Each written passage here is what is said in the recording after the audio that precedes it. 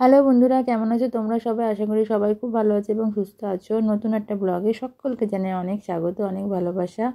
আজকে হচ্ছে পৌষ সংক্রান্তি, মাস যাওয়ার দিন, শেষ দিন। আর আজকে এত ঠান্ডা পড়েছে, মানে মারাত্মক ঠান্ডা পড়েছে, হাত পা বের করার মতো ক্ষমতাও যেন নেই। এত ঠান্ডা আমার একদম ভালো লাগে না। আগেও বলেছি আমি ঠান্ডা একদম পছন্দ করি না, সেই ঠান্ডা যেন যাচ্ছেই না আজকে। তো সকাল থেকে একদমই রোদ্দুরের দেখা নেই। তো এর মধ্যে আমি যাবো এখন পুজো দিতে। মেয়েদের স্কুল দিয়ে এসছি, এখন বাজে হচ্ছে 12টা। তো চলো, মেয়েদেরকে স্কুল দেওয়া হয়ে গেছে, আমার পুজোর কিছু গোছানো হয়নি, সবে রেডি হয়েছি শাড়িটা পরে। তো বললাম না, এত ঠান্ডায় আমার ইচ্ছা করছে না যে হাত পা বের করে কোনো কাজ করি। উফ। তো চলো, করতে তো হবেই, যেহেতু পুজো দেওয়ার নিয়ম আছে আমাদের এখানে।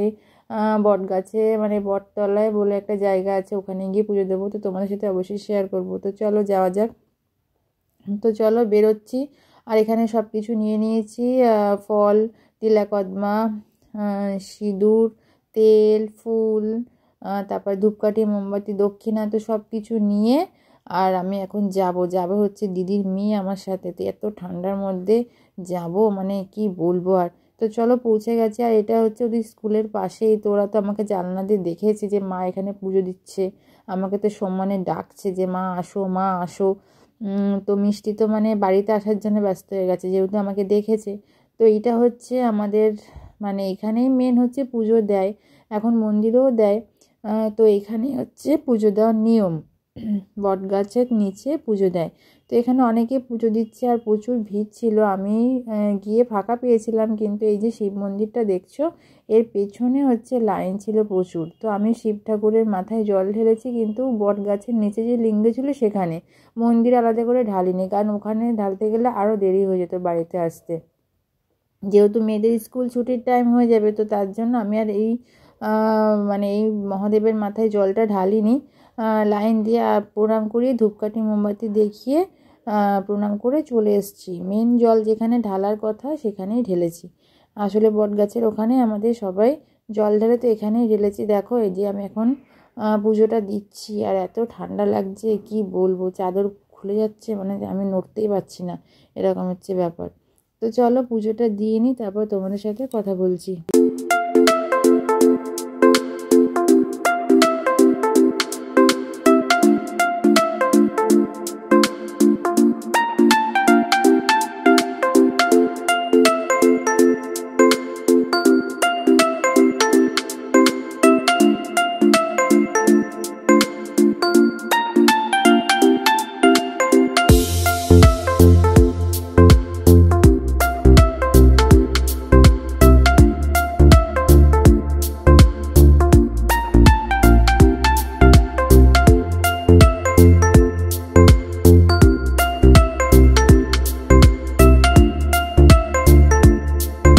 বাপরে বাপ, পুজো তো দেওয়া হলো, এবার যাব বাড়িতে। আর আজকে সন্ধ্যাবেলা আমাদের বাড়িতে হবে পিঠে, তো সেগুলো তোমাদের সাথে শেয়ার করব। তো চলো, দেখা হচ্ছে সন্ধ্যেবেলায়। এত ঠান্ডা, কাঁপতে কাঁপতে আমি এখন বাড়িতে যাই। তো গুড ইভিনিং, এখন বাজে হচ্ছে প্রায় 6:30। আর এখানে দেখো সবাই মিলে পিঠে করতে বসে পড়েছি। আমার মেজদিদিও এসছে, আর সবাই মিলে পিঠে করব। আমার মেয়েরা আছে, বাবু আছে, সোনাই আছে, মা আছে, সবাই। তো প্রথমে হচ্ছে এখানে আমরা পুলি করতে বসে পড়েছি, পুলি ভাপানো হবে, আর কিছুটা চুষি হবে, কিছুটা সাজের পিঠে হবে, আর হচ্ছে পাটিসাপটা। তো এই হচ্ছে মেন পিঠের মানে মেনু। তো এখানে মেয়েরা রয়েছে, বাবু রয়েছে, সবাই রয়েছে। তো চলো, পুলিগুলো কিছুটা হয়ে গেছে ভাপানো, আর কিছুটা মা দিচ্ছে। এখানে দেখো কতগুলো পুলি ভাপানো হয়ে গেছে। এবার হচ্ছে আর বাদবাকি যে কটা আছে সে কটা দিয়ে দিচ্ছে।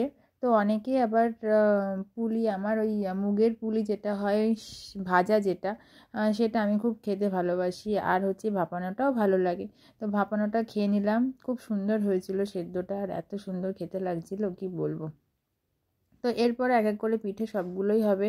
আর মেয়েরা এখানে রয়েছে, আর একটা পিঠেও মিঠি খায়নি, জানো তো। মিষ্টি আর দুষ্টু একটা দুটো কামড় দিলেও দিয়েছে, কিন্তু মিঠি একদমই পিঠে খেতে ভালোবাসে না। এখানে চুষি, আমি এটা কিন্তু হাতে কাঁচি দিয়ে কেটে কেটে চুষি কেটেছি টেম্পোরারি। আর এখানে হাতে করছে দিদি আর সোনাই, আমি কিন্তু এটা কাঁচি দিয়ে কেটে কেটে করেছি। তো কীরকম হয়েছে বলো। এখানে এবার আমি বসে পড়েছি নিয়ে, সেটা হচ্ছে সাজের পিঠে। এটা কিন্তু লোহার সাজ, জানো তো, এটা কিন্তু মাটির না। তো আমি এখন এটা করতে বসে পড়েছি। আর এটা আমি একটা নতুনত্ব জিনিস করেছি, সেটা হচ্ছে গুড় দিয়েছি। অনেকেই পুরো প্লেন করে, বেশিরভাগই প্লেন করে, আমরাও প্লেন করি। তো এবছর একটু মনে হলো গুড় দিয়ে করিয়ে খেতে, তো খুব ভালো হয়েছিল, অন্য রকম আর কি। তো এবার এখানে পাটিসাপটার জন্য অ্যারেঞ্জমেন্ট হচ্ছে, সেটা হচ্ছে নারকেল কোড়ানো। কিছুটা নারকেল পুর দিয়ে করা হবে আর কিছুটা ক্ষীর দিয়ে করা হবে। তো ক্ষীরগুলো এখানে তোমার পাতিয়ে রেখে দিয়েছে একটুখানি জাল দিয়ে। তারপরে আমি এবার হাত দিয়ে এগুলোকে লম্বা লম্বা করে রেখে দিচ্ছি, যেহেতু দিতে সুবিধা হয়। ওখানে দিদি পাটিসাপটা করতে শুরুও করে দিয়েছে, আমি ওর জন্য ওকে একটু হেল্প করার চেষ্টা করছি। তো চলো পাটিসাপটাগুলো দেখাই তোমাদের সাথে কীরকম হলো।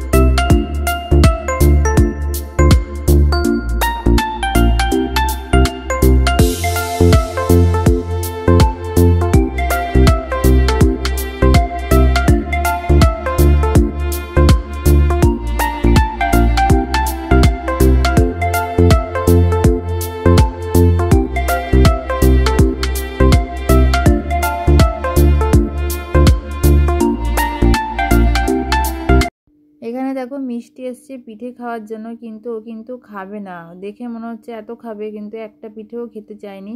তো প্রথমে জোর করে তারপর ওকে একটা পাটিসাপটা দিয়েছিলাম, আর পাটিসাপটা নিয়ে যাওয়া শুরু করেছে। মনে হচ্ছে পুরো পাটিসাপটাটাই খেয়ে নেবে। আমি চাইলাম, আমাকে তো এক ফোঁটা দিল না, লাস্টে পাটিসাপটাটা নিল আর নষ্ট করলো। এমনি এমনি খুঁটে খুঁটে খাচ্ছে ঠিকই, কিন্তু খাবে না। আর মিটি তো একদমই পিঠে খায়নি। ও যে কোন দেশ থেকে এসেছে ভগবান জানে, কিছুই খেতে চায় না। কি যে একটা আজব মেয়ে হয়েছে। চলো তোমাদেরকে পুরো পিঠের লুকটা একটুখানি দেখায় যে কী কী পিঠে হলো। এটা হচ্ছে দুধ পুলি, কিছুটা চুষি দিয়ে করা হয়েছে। এটার মধ্যে কিন্তু গুড় দেওয়া নেই, এটা চিনি দিয়ে করা হয়েছে। আর তারপরে করা হয়েছে পুলি ভাপানো, এটা হচ্ছে পুলি ভাপা। আর শুধুমাত্র ভাপানোই হয়েছে, ভাজা হয়নি। এটা হচ্ছে সাজের পিঠে। আর করা হয়েছে হচ্ছে পাটিসাপটা। তো এই হচ্ছে আমাদের পুরো পিঠের মেনু। তোমাদের কীরকম লাগলো প্লিজ জানিও। আর এইটা হচ্ছে গুড় দিয়ে করেছিলাম, অল্প কিছুটা গুড় দিয়ে করেছিলাম, পুরোটা গুড় দিয়ে করিনি। বেশিরভাগই শুকনো রেখেছিলাম, যেহেতু শুকনো পিঠেই আমি খুব ভালোবাসি খেতে। আর এই হচ্ছে পিঠের মেনু। কীরকম হলো প্লিজ জানিও। তো আজকের মতো ভিডিওটা আমি এখানেই শেষ করছি। পিঠে পার্বণের পালা শেষ, আমাদের এখন খাওয়া দাওয়া ঘুমের টাইম। দেখা হচ্ছে আর একটা ভিডিওতে। তোমরা সবাই খুব ভালো থাকবে, সুস্থ থাকবে, সাপোর্ট করো প্লিজ। Tata, good night.